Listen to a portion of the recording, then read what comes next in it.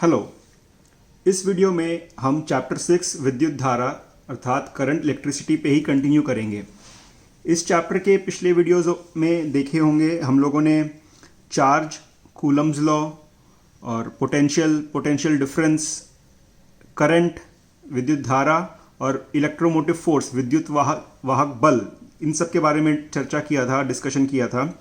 इस आज के वीडियो में हम इसी को आगे ले जाते हुए ओम्स लॉ पढ़ेंगे। ठीक है, तो पेज नंबर देखो 61 में ओम्स लॉ दिया हुआ है। तो पहले हम लोगों ने पढ़ा था चार्ज क्या होता है और कूलम्स लॉ के बारे में पढ़ा है। ठीक है, पोटेंशियल पढ़ा है। पोटेंशियल क्या होता है? जो भी एक चार्ज को इन्फिनिटी से एक पॉइंट पर लाने के लिए जो कार्य करना पड़ता है वह उस पॉइंट का पोटेंशियल कहलाता है। और पोटेंशियल डिफरेंस क्या होता है? दो पॉइंट के बीच में जो पोटेंशियल है उन दोनों को डिफरेंस माइनस करके जो उसका आएगा वो पोटेंशियल डिफरेंस होगा। और पोटेंशियल डिफरेंस के कारण करंट का बहाव होता है, विद्युत धारा होती है। और विद्युत वाहक बल क्या है? वह बल जिससे बैटरी ऑपरेट करता है। यह सब तो था पिछले क्लास के वीडियोस में। आज हम लोग पढ़ेंगे ओम्स लॉ। तो ओम्स लॉ क्या है? ओम एक साइंटिस्ट का नाम था जिन्होंने काफ़ी रिसर्च किया और उसके पश्चात उन्होंने जो एक विद्युत चालक मतलब इलेक्ट्रिकल कंडक्टर के दो सिरों के बीच में जो विभवांतर है, पोटेंशियल डिफरेंस है, उसके बीच में और उसके कारण उसमें बहने वाली विद्युत धारा के बीच में एक रिलेशन उन्होंने बनाया। उसको हम ओम्स लॉ के नाम से जानते हैं। ठीक है, तो अभी बुक में देखोगे पेज 61 में ये लिखा हुआ है। देखो, ये काफ़ी इंपॉर्टेंट है, यही ओम्स लॉ है। यदि किसी चालक का तापमान तथा अन्य भौतिक दशाएं परिवर्तित न हो तो उसमें प्रवाहित विद्युत धारा उसके सिरों के बीच विभवांतर के क्रमानुपाती होता है। ठीक है, अर्थात क्या मतलब है? मान लो कि यह एक विद्युत चालक है, विद्युत मतलब इलेक्ट्रिकल कंडक्टर है। ये पॉइंट ए, ये पॉइंट बी। ठीक है, तो इन दोनों के बीच में पॉइंट ए और बी का जो पोटेंशियल डिफरेंस होगा वी ए बी अर्थात V A minus V B. V A B क्या है? इन दोनों के बीच का पोटेंशियल डिफरेंस। वो कैसे निकलेगा? इस पॉइंट का पोटेंशियल माइनस इस पॉइंट का पोटेंशियल। तो ये एक चालक है, तो जितना ज़्यादा ये पोटेंशियल डिफरेंस होगा, ओम्स लॉ के मुताबिक इसमें जो विद्युत धारा होगी वह उतनी ज़्यादा बहेगी। अर्थात बोलने का मतलब है potential difference is directly proportional to the current. V का मतलब पोटेंशियल डिफरेंस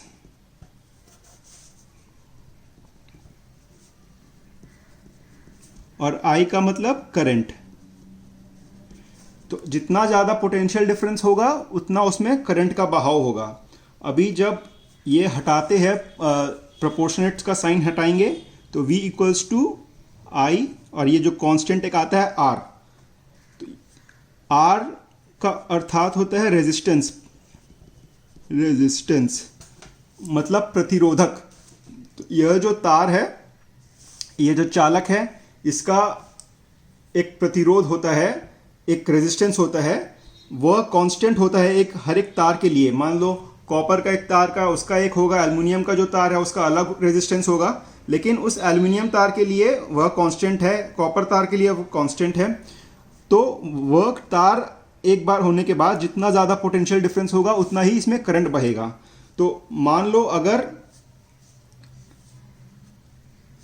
V का मतलब पोटेंशियल डिफरेंस, तो पोटेंशियल डिफरेंस मैं यहां लिखता हूं, पोटेंशियल डिफरेंस इसको मेजर करेंगे किसमें? वोल्ट्स में। तो मतलब बोलेंगे दो पॉइंट के बीच पोटेंशियल डिफरेंस इतना वोल्ट है। आई करंट को मेजर करते हैं एम्पियर्स में। कितना करंट बह रहा है? 1 एम्पियर, 2 एम्पियर, 10 एम्पियर, इस हिसाब से। और आर है रेजिस्टेंस। इसको हम लोग इसको डिनोट करते हैं, एम्पियर को डिनोट करते हैं ए से, वोल्ट को डिनोट करते हैं वी से। और रेजिस्टेंस मतलब कितना ओम्स है इसका, साइंटिस्ट के बेस पे इस रेजिस्टेंस का यूनिट लिखा गया ओम्स, और इसको डिनोट करते हैं ये वाले साइन से। ये साइन जो देख रहे हो इसको ओमेगा कहा जाता है और यह इसका यूनिट है। तो अगर एक तार का बोला जाए 20 ओम्स रेजिस्टेंस है तो उसको बोलेंगे 20 ओम रेजिस्टेंस है 20, और फिर ये साइन लिखेंगे तो इसका मतलब होगा 20 ओम रेजिस्टेंस है। ठीक है, तो यह तो हो गया इसका यूनिट, और इसका रिलेशन क्या हो गया V equals to I R. तो इसका अर्थात क्या है, अपने लिख सकते हैं R is equals to, suppose R I को इक्वल टू के इस तरफ लेके जाएंगे तो क्या होगा, यहाँ पे इसको अपने लेके V बाई आई हो जाएगा। ठीक है, तो 1 ओम का रेजिस्टेंस का क्या मतलब हुआ, अगर पोटेंशियल डिफरेंस 1 वोल्ट है और उस तार में से 1 एम्पियर करंट बह रहा है, तो इसका मतलब पोटेंशियल डिफरेंस मैं बोल रहा हूं 1 वोल्ट है और 1 एम्पियर करंट बह रहा है, तो 1 बाई 1 कितना हो जाएगा, 1 है ना। तो इसी को 1 ओम, अगर 1 वोल्ट का पोटेंशियल डिफरेंस है और उस तार में से 1 एम्पियर करंट बह रहा है तो उस बोला जाएगा उस तार का रेजिस्टेंस 1 ओम है। ठीक है, और इसको अगर ग्राफ प्लॉट करना हो तो ये अपने देख रहे हैं अनुक्रमानुपाती है, इसीलिए इसका ग्राफ कैसा बनेगा, जो भी अनुक्रमानुपाती होता है, एक तरफ अगर तुम देखोगे इसमें करंट मार्क कर रहे हो और इसमें वोल्टेज मार्क कर रहे हो, तो इसके हिसाब से एक सीधा लाइन आएगा। यह तुम्हारा ऐसे भी हो सकता है, ऐसे भी हो सकता है, डिपेंड करता है आर के वैल्यू पर, है ना। ये तुम्हारा और ऊंचा भी हो सकता है या और थोड़ा सा ऐसा भी हो सकता है, यह चीज़ डिपेंड करेगा आर के ऊपर। पर आई वी बढ़ेगा तो आई भी बढ़ेगा, उसी हिसाब से ही यह ग्राफ बनता है इसका। ठीक है, अच्छा, आर को जो रेजिस्टेंस है इसको प्रतिरोध भी बोलते हैं। और ठीक है, तो अभी इसके बारे में और समझते हैं यह प्रतिरोध क्यों होता है। तो अपने को पता है कि हर एक कंडक्टर में वो मान लो ये तार है, ठीक है, ये तार को थोड़ा सा मैं मोटा करके बना रहा हूँ। ठीक है, ये तार है, यह एटम से बना है, परमाणुओं से बना हुआ है, और परमाणुओं में इलेक्ट्रॉन्स है। अभी करंट जब बहता है तो इसका मतलब क्या है, इलेक्ट्रॉन्स बह रहे हैं, चार्ज बह रहा है ना। तो इलेक्ट्रॉन्स ऐसे बह रहे हैं। अभी इलेक्ट्रॉन तो एक जो परमाणु अणु होता है उसमें प्रोटॉन्स यहाँ पे न्यूक्लियस में रहते हैं और बाहर में इलेक्ट्रॉन्स ऐसे रहते हैं, नेगेटिव चार्ज, है ना। तो अगर इलेक्ट्रॉन्स को फ्लो करना है तो वह इससे थोड़ा सा अट्रैक्शन, ऑपोजिट चार्ज अट्रैक्शन होता है, ये हम लोगों ने पढ़ा है। तो इसको फ्लो करना इतना आसान नहीं है क्योंकि ये इसको खींचते रहता है, इसीलिए हर एक तार का एक रेजिस्टेंस रहता है। तो वो रेजिस्टेंस मतलब कितना ज़्यादा इसका फोर्स ऑफ अट्रैक्शन होगा न्यूक्लियस में, उतना ही ज़्यादा रेजिस्टेंस होगा, है ना। तो इसीलिए हर एक तार का अपना रेजिस्टेंस होता है, वह डिपेंड करता है कई चीज़ों पे, वो अगले वीडियो में देखेंगे। पर यह मानना पड़ेगा कि हर तार का अपना एक रेजिस्टेंस होता है क्योंकि ये फोर्स उसके कारण होता है। तो इसीलिए ये आर हर कंडक्टर के मटेरियल के ऊपर डिपेंड करेगा। कॉपर का अलग होगा, स्टील का अलग होगा, एल्युमिनियम का अलग होगा, क्योंकि वह जो फोर्स है वो हर मटेरियल के केस में अलग होगा। तो वह होता है इसका रेजिस्टेंस। ठीक है, तो यह तो था ओम्स लॉ के बारे में। अब जो इसके बुक में कुछ सवाल न्यूमेरिकल्स दिए हुए हैं उसको हम लोग सॉल्व करेंगे। पहले एक बार बुक में देख लेते हैं ओम्स लॉ। ओम्स लॉ तो बताया था मैंने क्या है। फिर उसी तरह ये फॉर्मूला देखो, V equals to R I, जहाँ चालक का प्रतिरोध रेजिस्टेंस R को चालक का प्रतिरोध कहा गया है और इसका यूनिट है ओमेगा। ठीक है, ओमेगा डिफाइन कैसे किया है, 1 वोल्ट बाई 1 एम्पियर, अर्थात ओम उस चालक का प्रतिरोध है जिसके सिरों के बीच 1 वोल्ट का विभवांतर होने पर उससे 1 एम्पियर विद्युत धारा प्रवाहित होती है। ठीक है, ये भी अंडरलाइन कर लो और ये ओम्स लॉ का जो ये भी अंडरलाइन कर लो। यह उसका ग्राफ है। देखो जिस हिसाब से वोल्टेज बढ़ रहा है वैसे ही करंट भी बढ़ रहा है, तो सीधा लाइन आता है। ठीक है, और यहाँ पर यह प्रतिरोध का कारण भी दिया हुआ है, इसको भी अंडरलाइन कर लो, समझ लो। प्रतिरोध का कारण जो मैंने बताया, फोर्स ऑफ अट्रैक्शन के कारण, उन्हीं के आकर्षण द्वारा इसकी गति नियंत्रित हो जाती है। ठीक है। तो यह तो था ओम्स लॉ। अब पेज नंबर 60 में आओ। यह सवाल देखो, यहाँ पे एक सवाल दिया हुआ है क्वेश्चन, इसको सॉल्व करने का ट्राई करते हैं। तो सवाल है, यदि 4 सेकंड में एक चालक का एक परिच्छेद से दूसरे परिच्छेद तक इलेक्ट्रॉन प्रवाह कर रहे हैं तो विद्युत धारा का मान बताएं। ठीक है, 4 सेकंड में एक चालक के एक परिच्छेद से दूसरे परिच्छेद तक इलेक्ट्रॉन प्रवाह कर रहे हैं। तो अभी करंट को कैसे हम लोगों ने डिफाइन किया है? करंट को डिफाइन करते हैं rate of flow of charge, कितना चार्ज बह रहा है कितने टाइम में। करंट को हम लोगों ने पहले ऐसे डिफाइन किया हुआ है ना। तो इसमें current equals to Q charge by time, कितना चार्ज बहा है और कितने टाइम में बहा है ना। तो यहाँ इसने सवाल में दिया है 4 सेकेंड, टाइम कितना दिया हुआ है? 4 सेकेंड दिया हुआ है। और चार्ज कितना दिया हुआ है? इलेक्ट्रॉन का चार्ज कितना होता है? इलेक्ट्रॉन का चार्ज हम लोगों ने पहले भी देखा है 1.6 इंटू 10⁻⁻19 कूलम्ब होता है। ये हम लोगों ने पिछले वीडियो में देखा है कि एक इलेक्ट्रॉन का चार्ज कितना होता है। और सवाल में दिया हुआ है t equals to 4 second, 4 second में एक परिच्छेद से दूसरे परिच्छेद तक इलेक्ट्रॉन गया। ठीक है, तो अभी इसमें पूछ रहा है कितना, तो चार्ज, टोटल चार्ज कितना हो जाएगा? 10⁻⁴ इलेक्ट्रॉन का आवेश हो जाएगा। 10⁻⁴ इतना इंटू एक इलेक्ट्रॉन का चार्ज इक्वल्स टू 10⁻⁴, इतना into 1.6 into 10⁻⁻19 equals to 1.6 into या +4 और -19, तो ये हो जाएगा -15। इतना कूलम चार्ज है। तो I क्या हो जाएगा? Q/T। तो Q क्या है? 1.6 इंटू 10⁻⁻15 डिवाइडेड बाई 4। तो ये हो जाएगा 4 इंटू 10⁻⁻16 एम्पियर। अभी देखो बुक में क्या दिया है।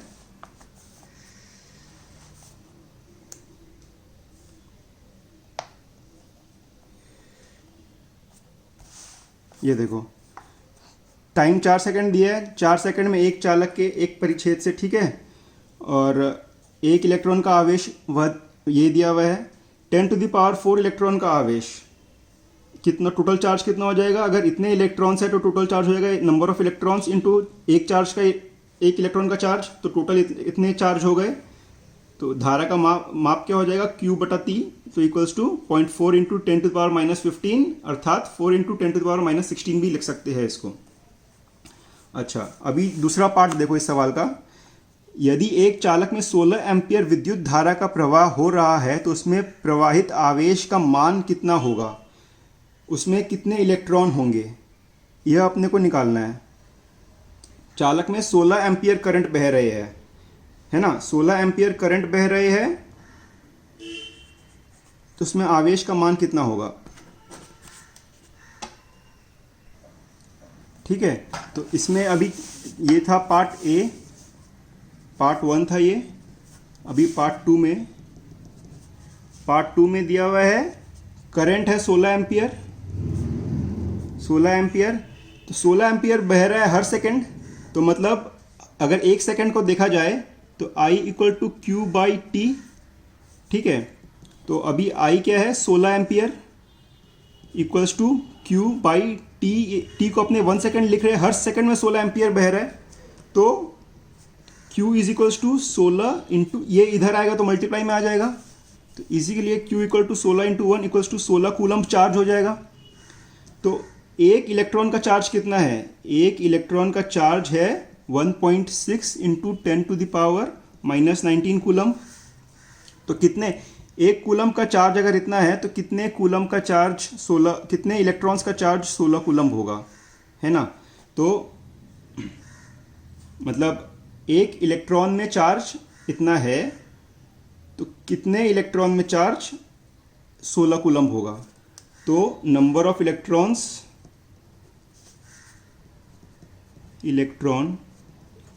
मतलब नंबर ऑफ इलेक्ट्रॉन्स और हर एक का जो चार्ज है मल्टीप्लाई करने से 16 आना चाहिए। तो नंबर ऑफ इलेक्ट्रॉन्स निकालना है तो 16 बटा 1.6 इंटू 10⁻⁻19 कर देंगे तो नंबर ऑफ इलेक्ट्रॉन्स आ जाएगा। तो अर्थात ये हो जाएगा 10⁻20 इलेक्ट्रॉन्स। तो इतने इलेक्ट्रॉन्स होंगे, बह रहे होंगे हर सेकेंड में, तब 16 एम्पियर का चार्ज होगा।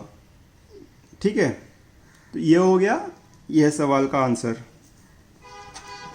अभी नेक्स्ट ओम्स लॉ पे सवाल है, वो देखेंगे। ओम्स लॉ पे यह सवाल देखो, पेज नंबर 62 में, पेज 62 में यह सवाल है। एक चालक का प्रतिरोध 6 ओम है। इसके विभवांतर का मान कितना होगा यदि 2 एम्पियर की विद्युत धारा इसके दोनों छोरों से प्रवाहित होगी? तो करंट कितना है? करंट है 2 एम्पियर और रेजिस्टेंस कितना है? 6 ओम। हम लोगों ने ओम्स लॉ से क्या पढ़ा है? ओम्स लॉ से पढ़ा है V is to I R. इसमें I कितना बताया है? I बताया है 2 एम्पियर है और रेजिस्टेंस कितना बताया है? 6 ओम बताया है।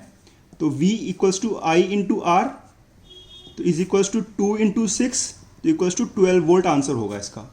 ठीक है, एकदम सिंपल है, खाली ओम्स लॉ लगाना है। ये देखो,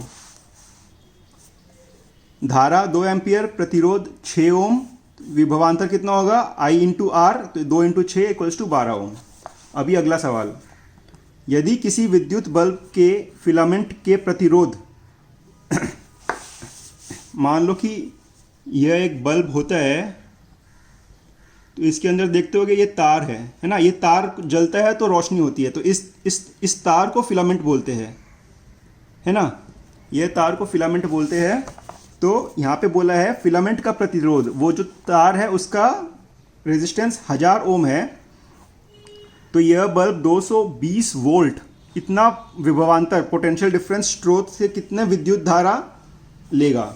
तो अभी यहाँ पे हमारे को क्या बोला है? वोल्टेज दे दिया है 220 वोल्ट और तुम्हारा रेजिस्टेंस कितना दिया है? 1000 ओम। तो V is equals to I R पता है अपने को, तो I क्या हो जाएगा? Equal to V by R, है ना। वोल्ट कितना है? 220 वोल्ट और रेजिस्टेंस कितना है? 1000। तो इसको डिवाइड करके देखोगे तो आंसर आएगा 0.22 एम्पियर। तो इतना विद्युत धारा का प्रवाह होगा, है ना। ये देखो, V equal to I R, I निकालना है, V है 220, रेजिस्टेंस है 1000, तो V equals to I equal to 0.22 ampere. अभी सेकेंड पार्ट देखो, यदि किसी विद्युत हीटर की कुंडली का प्रतिरोध 10 ओम है, तो यह विद्युत हीटर 220 वोल्ट स्रोत से कितनी धारा लेगा? वही सेम चीज़ है एकदम पहले जैसा, खाली रेजिस्टेंस 1000 से घट करके 10 ओम हो गया है। तो इसका अभी तुम देखो, पार्ट बी का देखेंगे। अगर वोल्ट 220 वोल्ट ही है, रेजिस्टेंस क्या हो गया है? 10 ओम हो गया है, तो I equals to V by R अपने देखे ओम्स लॉ से, है ना। तो V कितना है? 220 और R कितना है? 10 ओम, तो ये हो जाएगा 22 एम्पियर आंसर। ठीक है, ये देखो 22 एम्पियर आंसर आया, वही सेम तरीके से। ये लास्ट सवाल, अब जब कोई विद्युत उपकरण स्रोत से 5 एम्पियर धारा लेता है तो उसमें 65 वोल्ट का विभवांतर है। 120 वोल्ट होने पर वह कितना धारा लेगा? क्वेश्चन को धीरे से पढ़ के पक्का समझने का कोशिश करें। जब कोई विद्युत उपकरण स्रोत से 5 एम्पियर धारा लेता है तो उसमें 65 वोल्ट का विभवांतर है। तो पहले इसका मतलब समझ लो, पार्ट 3 है ये। धारा कितना है? 5 एम्पियर और उसमें वोल्ट कितना आ रहा है? 65 वोल्ट। तो इससे क्या मतलब हुआ? अगर इसमें हम लोग ओम्स लॉ लगाएंगे, V is equals to I R, तो अपने को V पता है और I पता है, R नहीं पता, तो इसका रेजिस्टेंस कैसे निकलेगा? V by I. वोल्ट कितना है? 65, I कितना है? 5, तो इसको भागा करोगे तो आएगा 13 ओम का उसका रेजिस्टेंस अपने को मालूम पड़ा है पहले क्वेश्चन के पहले लाइन से। तो दूसरे लाइन में क्वेश्चन में पूछा है 120 वोल्ट होने पर वह कितनी धारा लेगा? अभी यही उपकरण को अगर 120 वोल्ट पर लगाया जाए तो उसका धारा के, अगर वोल्ट को 120 पे चेंज कर दिया जाए और रेजिस्टेंस तो सेम ही रहेगा क्योंकि उपकरण सेम है, तो इसीलिए 13 ओम का रेजिस्टेंस हो जाएगा। तो उसका करंट कितना बहेगा पूछ रहा है, तो करंट क्या हो जाएगा, V बाई आर, तो इज इक्वल्स टू 120/13। इसको भागा करोगे तो 9.2 एम्पियर्स के आसपास आएगा। ये देखो, पहले वोल्टेज और एम्पियर दिया है तो उससे रेजिस्टेंस निकाल लिया, अभी वही रेजिस्टेंस को यूज करके 120/13 किया तो 9.23 एम्पियर्स। ठीक है, नेक्स्ट क्लास में हम लोग ये आंतरिक प्रतिरोध के बारे में पढ़ेंगे। Thank you.